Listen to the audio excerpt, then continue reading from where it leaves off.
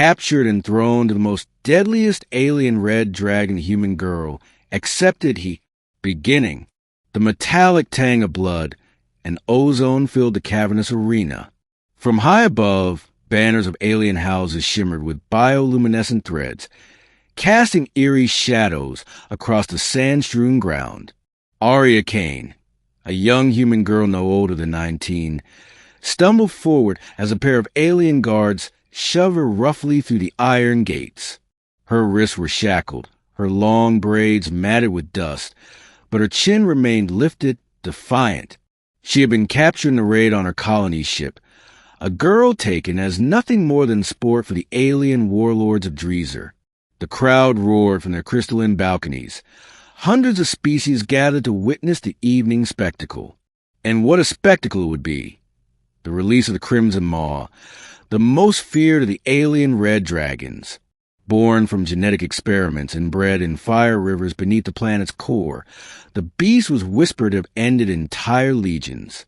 Its scales gleamed like molten metal, its breath hotter than plasma torches.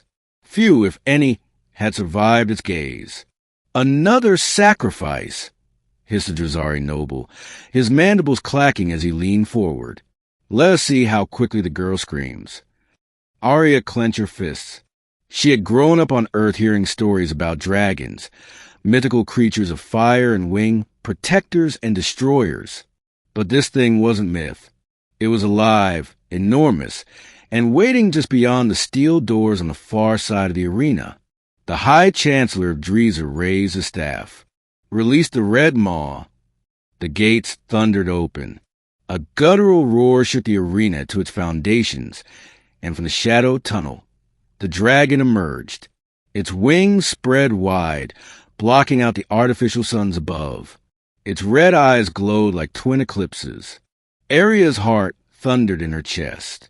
The crowd screamed in delight. She was unarmed, shackled, and utterly alone.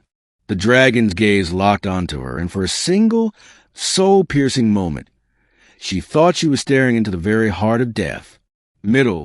The dragon moved closer, each step a seismic event. Sand shifted beneath Arya's boots. Her instinct screamed at her to run, but there was nowhere to go. The arena was sealed. Instead of fleeing, she did something no one expected. She stood still, the dragon's head lowered, its nostrils flaring as hot air washed over her. Arya lifted her chin and whispered, "If you're going to kill me, do it fast." Something flickered in the dragon's eyes. Not hunger, not rage, but recognition. The crowd gasped as the Crimson Maw stopped just inches from her.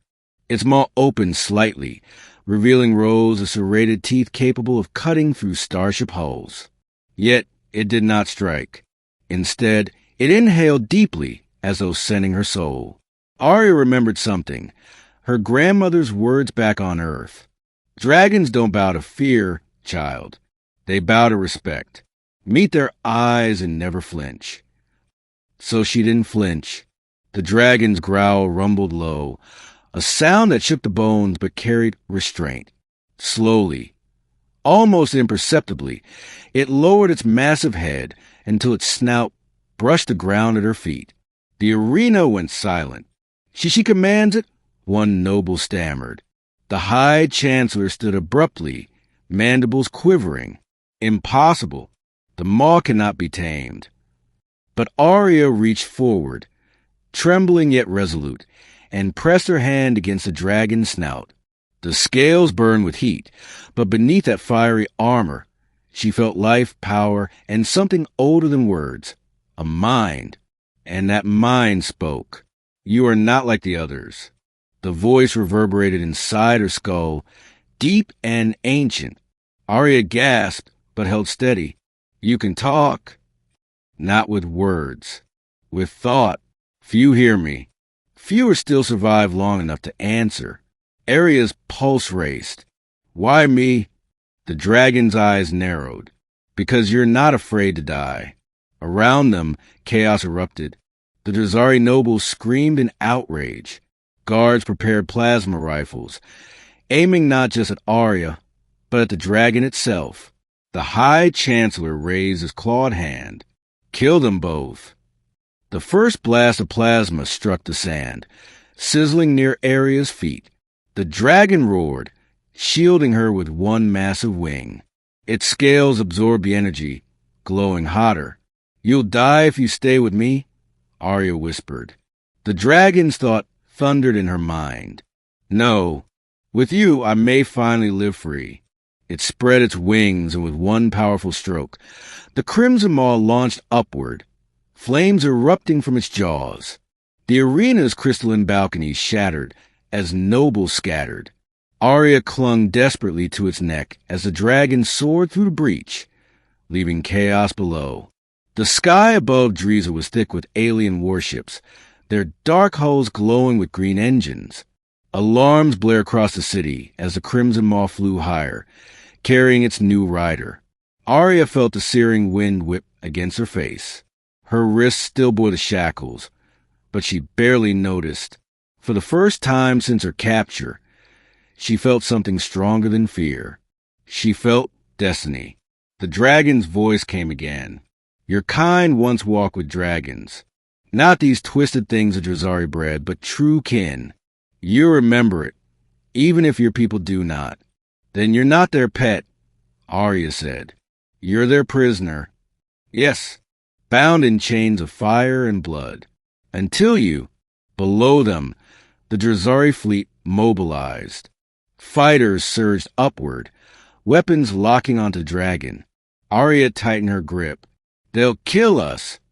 The crimson maw roared, and a torrent of plasma fire poured from its mouth, incinerating the first wave of ships.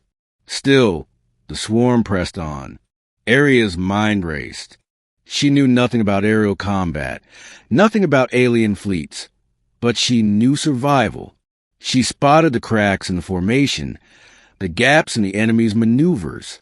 Left, she shouted, pointing. The dragon banked hard, diving through the weak point just as plasma fire streaked past. Aria laughed through the fear. We can do this. Together, the dragon answered, ending.